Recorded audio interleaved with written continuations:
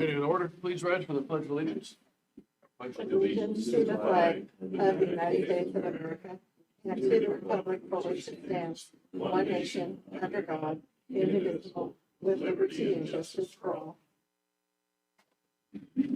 Good morning, everybody. I'd like to welcome you to the final Board of Commissioners meeting for 2024. I do want to remind everybody that this is a public meeting and we are being recorded via audio and video.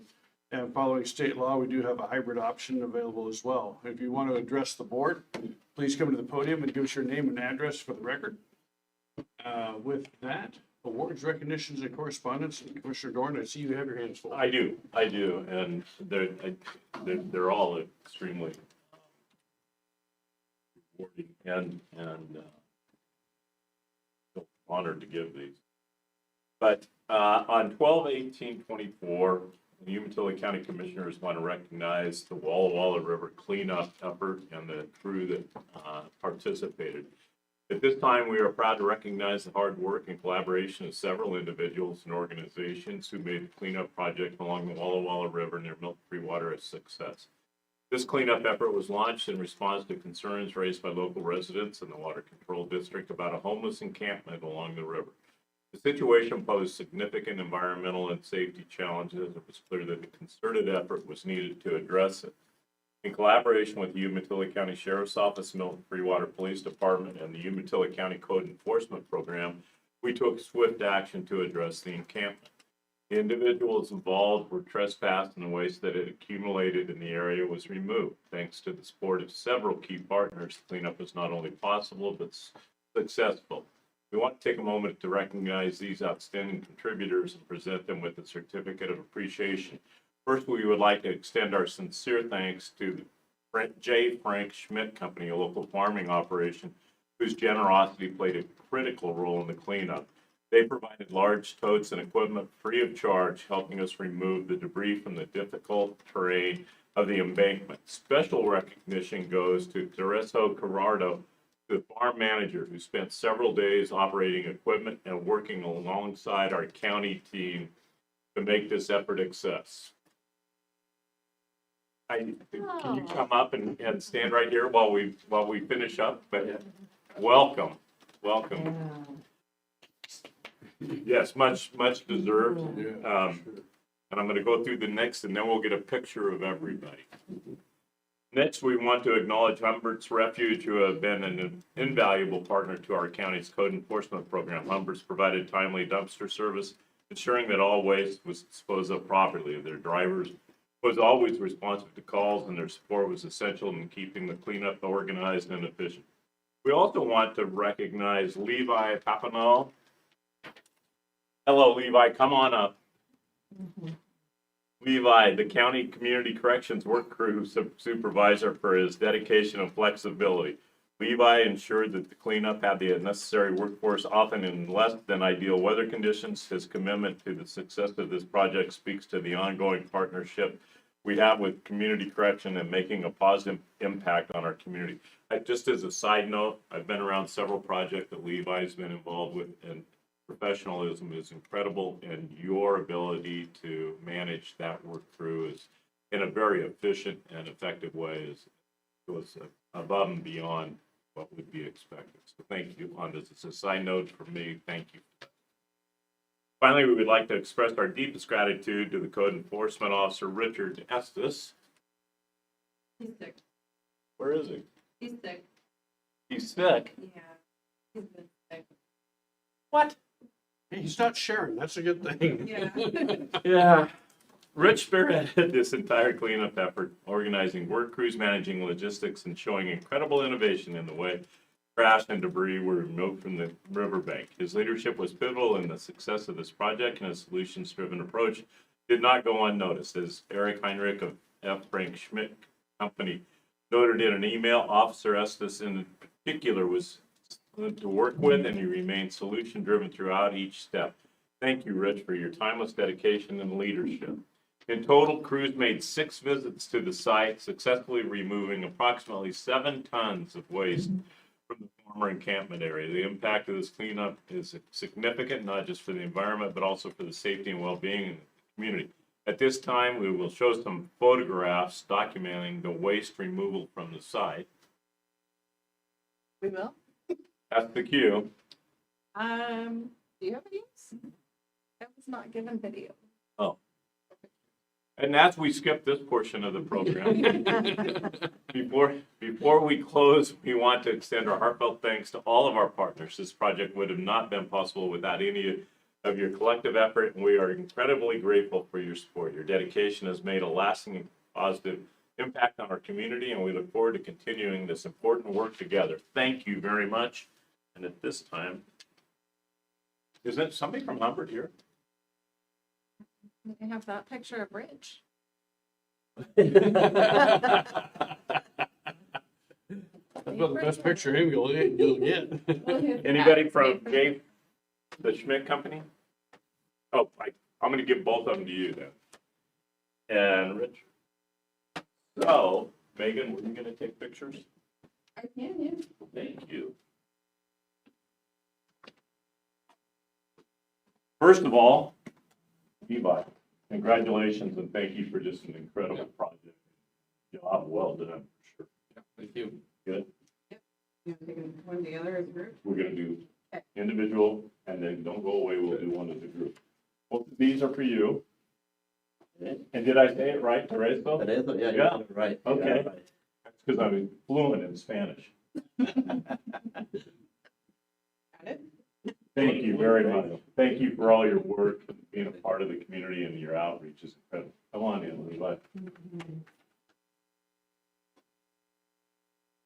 Well, yeah, you'll be able to see him. There you go. Stephanie, you can come up and get a better picture if you want. Thank you very much. Thank you. With that, I'm not done. No, you're not. I'd like to read a commendation. This came from Acting Sergeant Sherry Hutchinson and dated December 14, 2024. This commendation is presented to telecommunicator Carrie Payne in recognition of her exceptional professionalism, composure, and dedication to duty during a critical 911 call involving a suicidal male. On November 22nd, 2024, telecommunicator Payne received a call from a male caller who had self-inflicted abdominal stab wound. Despite the highly stressful and potentially chaotic nature of the situation, telecommunicator Payne maintained a calm and collected demeanor. He quickly assessed the situation and effectively gathered crucial information from the caller, including the nature of the injury, location, and access to the patient. Telecommunicator Payne provided clear and concise instructions, calmly and expertly guided the caller through the initial stages of first aid, providing life-saving instructions while simultaneously dispatching law enforcement for the incident. He remained empathetic and supportive throughout the call and maintained a compassionate and supportive tone, offering reassurance to the caller and minimizing further distress. Telecommunicator Payne's actions directly contributed to the timely arrival of emergency medical personnel and likely played a significant role in preserving the caller's life. Her quick thinking, professionalism, and unwavering dedication to duty exemplify the highest standards of service within our department. We commend Telecommunicator Payne for her outstanding performance and dedication to public safety. Thank you.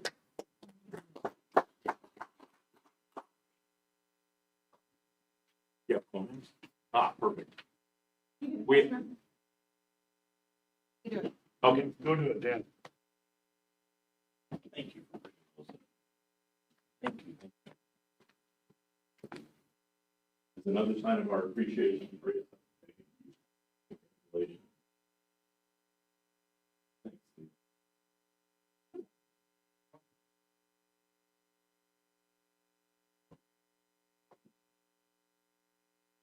Steve. It's all yours, Chair. Okay, do you have any awards recognition, I do correspondence? not. Okay, and neither do I. With that, approval of minutes from December 11th, 2024. Move for approval? Second. Motion second, all in favor, say aye. Aye. Any additions to the agenda? No. At this time, we would recognize anybody from the public who wants to speak to the board on something that is not on the agenda. Now is your time to do so. Hearing and seeing none either in the room or online. We will jump right in with item number 1, Public Works purchase. We missed you last time, so here we are. Good morning, Commissioners. Tom Bellows, Public Works Department. Commissioner Dorn's kind of a tough act to follow on this. This may be a bit of a letdown. So before the board today is a request from the Public Works Department for the purchase of a transport lowboy truck. This truck will replace one of the older ones in our fleet. Just in an effort to, we're just trying to keep the best equipment and best tools out there for our people to work with. It's a brand new Kenworth in the amount of $175,000 delivered to the county road department. Thanks, Tom. The one comment I have is, I actually am impressed that you're bringing a new unit to us. The last 15 times we saw you, you're buying something at a surplus or at an auction or used or at a trade-in, so. Well, as the commissioners probably well know, I tend to be a bit of a conservative spender. And in the current market with the Sourcewell prices, we can actually buy a new truck cheaper than we can go buy a used truck. So it makes perfect sense to do that. That's interesting. Yeah. Yeah, it Not really only is. that, but did you want to talk about the reason why you need to do it today versus next month? Well, I can touch in on that a little bit. So currently the state of Oregon has adopted some California rules and they're actually being imposed through the DEQ. So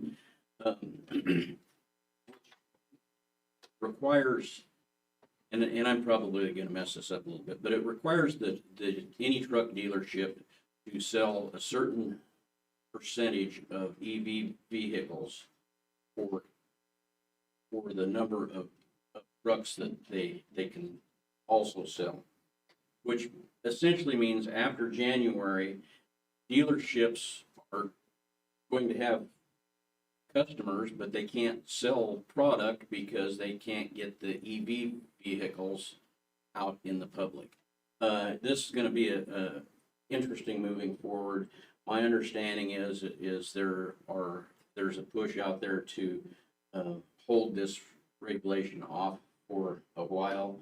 I don't know how successful it's going to be, but as of right now, January is kind of the drop dead date.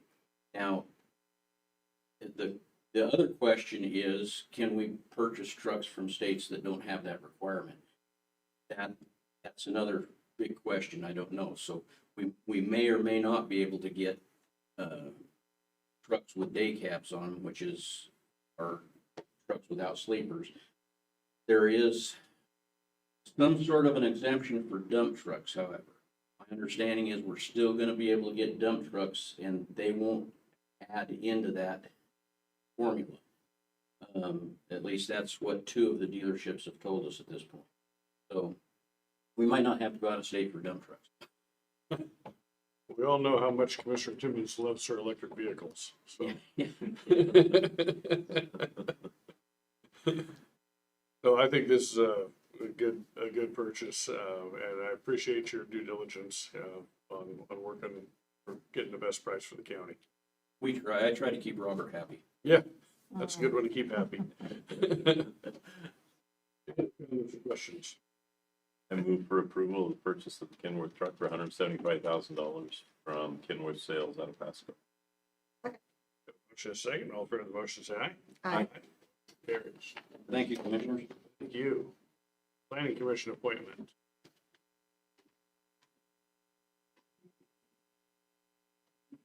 Good morning, Commissioners. Megan Dokchowski, Planning Manager. I'm coming before you to request the reappointment of Ms. Tammy Green to her Planning Commission. She's served 1 full term and is eligible and willing to serve a 2nd full term. This term would end December 31st, 2020. Questions or comments? Quality, participant and candidate. I can't strongly endorse candidate. So I would move for the approval of this appointment, BCC 2024-067. Motion and a second. All in favor of the motion, say aye. Aye. Thank you. Thank you. So, Welcome back, Megan. Yes, you were missed. We had to deal with Bob a lot more. Supplemental budgets, we're gonna go into, public hearing mode, so we'll suspend our regular meeting, go into public hearing mode with budgets. With that, I will turn it over to you. Good morning, Commissioners. Robert Paul, Umatilla County CFO. This morning, there are 10 supplemental budgets before you. I will summarize them and be happy to answer questions. Budget Order 2025-02. The CARE program requires a supplemental budget to appropriate funding not known at the adoption of the budget. This requires an increase in local revenue of $36,407 and an increase in contingency of $36,407. Budget Order 2025-03. The county school program requires a supplemental budget to appropriate funding not known at the adoption of the budget. This requires an increase in beginning cash of $120,000, an increase in federal revenue of $120,000, and an increase in materials and services of $240,000. Budget Order 2025-04. School-based health center, Hermiston High School, requires a supplemental budget to appropriate funding not known at the adoption of the budget. This requires an increase in local revenue of $400,000, an increase in personnel services of $310,600, and an increase in materials and services of $89,400. Budget Order 2025-05. The Emergency Management Grant Program requires a supplemental budget to appropriate funding not known at the adoption of the budget. This requires an increase in beginning cash of $40,000, an increase in federal revenue of $400,000, an increase in materials and services of $510,000, and a decrease in capital outlay of $70,000. Budget Order 2025-06. The Road Improvement Program requires a supplemental budget to appropriate funding not known at the adoption of the budget. This requires an increase in beginning cash of $17,000, an increase in transfers in of $68,000, and an increase in materials and services of $85,000. Budget Order 2025-07. The Treatment Court Program requires a supplemental budget to appropriate funding not known at the adoption of the budget. This requires an increase in federal revenue of $150,000 and an increase in materials and services of $150,000. Budget Order 2025-15. The Local Distribution Program requires a supplemental budget to appropriate funding not known at the adoption of the budget. This requires an increase in transfers in of $250,000 and an increase in contingency of $250,000. Budget Order 2025-16. The Economic Development Reserve Program requires a supplemental budget to appropriate funding not known at the adoption of the budget. This requires an increase in transfers in of $2 million and an increase in contingency of $2 million. Budget Order 2025-18, Facilities Improvement Program requires a supplemental budget to appropriate funding not known at the adoption of the budget. This requires an increase in beginning cash of $1,300,000, an increase in transfers out of $1,400,000, and a decrease in contingency of $100,000. Budget Order 2025-19, Public Works Program requires a supplemental budget to appropriate funding not known at the adoption of the budget. This requires an increase in transfers in of $1,400,000 and an increase in contingency of $1,400,000. So, Before we've cleared the room. Any comments from the public on the items discussed? Anybody want to speak in favor?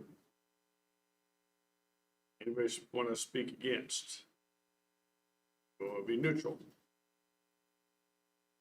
Hearing and seeing none, we will close and go back into our regular session.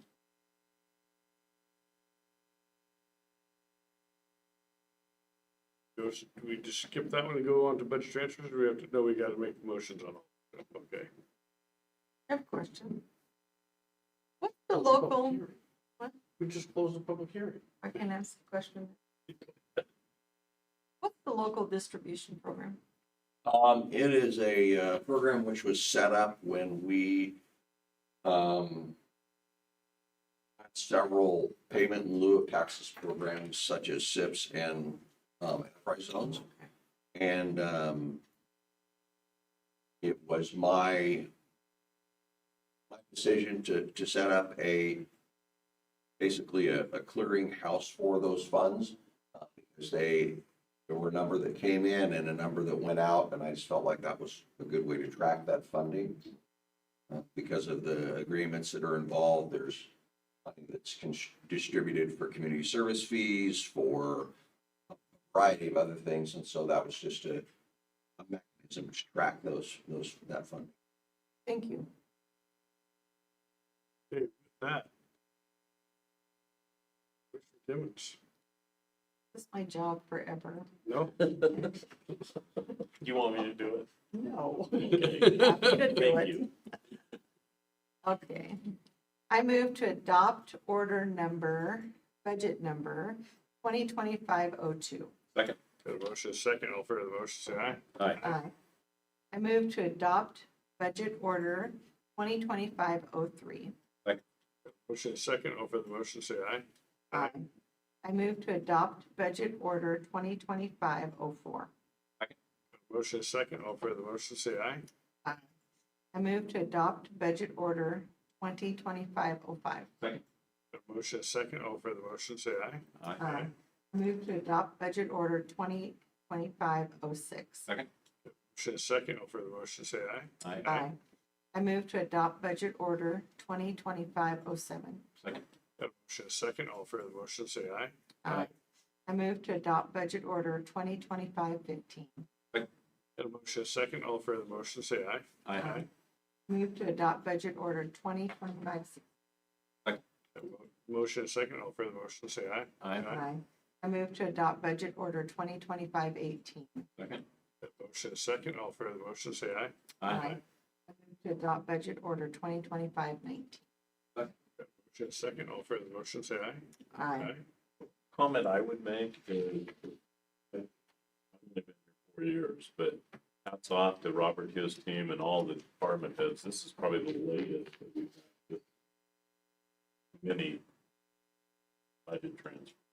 Seems like they came earlier in the, so I think that's a good thing. Nice job. Okay, budget transfers. Commissioners, Robert Paul, Umatilla County CFO, there are 8 budget transfers for you to consider this morning. I'll summarize them. Budget order 2025-08, the CIS program requires a budget transfer to appropriate funding not known at the adoption of the budget. This requires an increase in materials and services of $30,000 and a decrease in contingency of $30,000. Budget order 2025-09, the Board of Commissioners program requires a budget transfer to appropriate funding not known at the adoption of the budget. This requires an increase in materials and services of $150,000 and a decrease in contingency of $150,000. Budget order 2025-10, the Victim Witness program requires a budget transfer to appropriate funding not known at the adoption of the budget. This requires a decrease in personnel services of $100,187, an increase in contingency of $100,187. Budget order 2025-11, the General County program requires a budget transfer to appropriate funding not known at the adoption of the budget. This requires an increase in transfers out of $68,000 and a decrease in contingency of $68,000. Budget order 2025-12, Victim Witness Service program requires a supplemental or a budget transfer to appropriate funding not known at the adoption of the budget. This requires an increase in personnel services of $100,187, and a decrease in contingency of $100,187. Budget Order 2025-13, the Victim Witness Cultural Project requires a budget transfer to appropriate funding not known at the adoption of the budget. This requires a decrease in materials and services of $5,510 and an increase in contingency of $5,510. Budget Order 2025-14,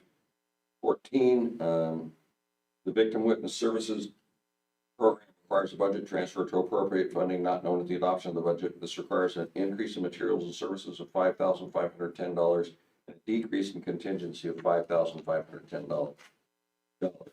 And Budget Order 2025-17, the Central Water Project requires a budget transfer to appropriate funding not known at the adoption of the budget.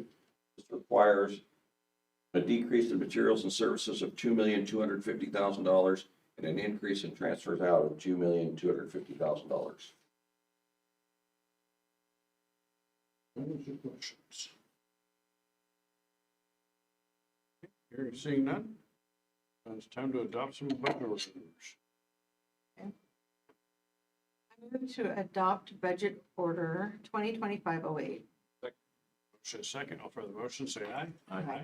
I move to adopt budget order 2025-09. Motion is second. All for the motion, say aye. Aye. I move to adopt budget order 2025-10. Motion is second. All for the motion, say aye. Aye. I move to adopt budget order 2025-11. Motion is second. All for the motion, say aye. Aye.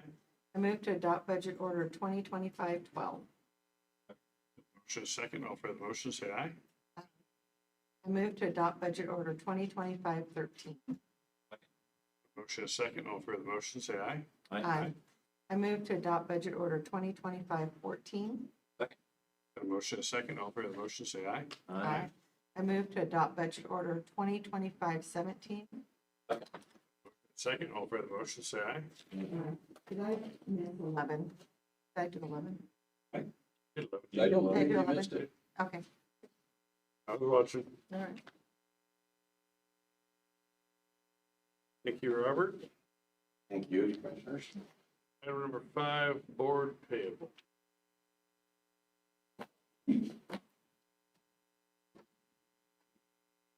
Board payable is before the commissioners for review and approval.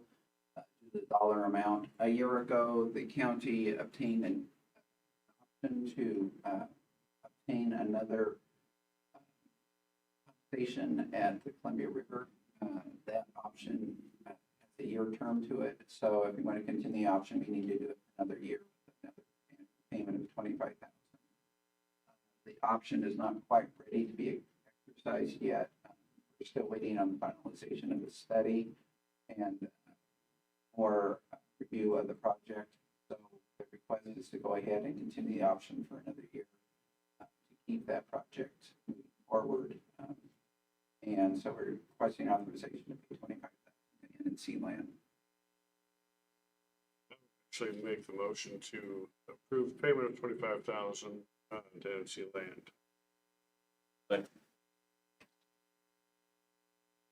Motion is second. Any further discussion? All for the motion, say aye. Aye. Thank you. Flying through this agenda. Flew through this agenda, I guess I should say.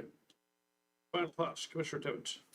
Well, I have a Christmas luncheon today at Free Water, and several people from the county are going to go over. And Christmas luncheons for the rest of the week. Always see well this time of year. It's that time of year. That's right. Yes. Well, good. Good. Sounds like a good time. Yeah. I'd like to, first of all, say, coming on the end of the year, and I think it's been a great year, Chair, Vice Chair, for sure. We accomplished a lot. We still have a lot left to do. Seems like all of our agendas grow, they don't shrink.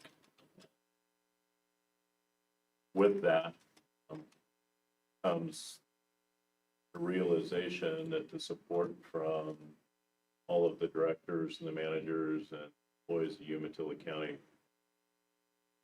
make it possible for us to participate and bring back projects that support Umatilla County, and in some cases, the region.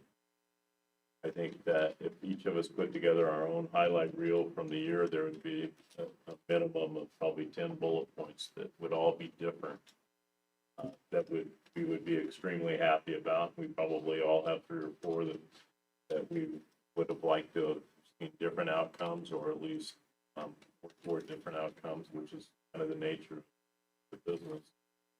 But I can't say thank you enough to Umatilla County for all of their support individually, and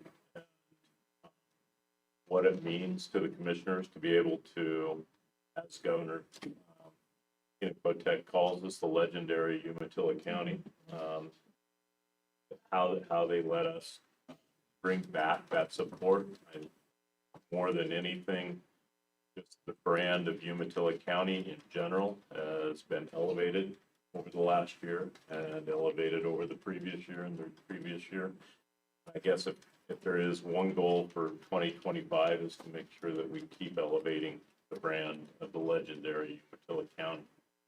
That doesn't get old, does it? Nope, it doesn't. And the final thing is, I'd just like to thank the people of Umatilla County for reelecting me and giving me the opportunity to serve the people for another 4 years. That's all I got. But I think I'm Well gonna even said. try to top that, so I think that was very well said. I think that's a great way to end our last board meeting of the year. With that, we are adjourned. Thank you, everybody. Thank you.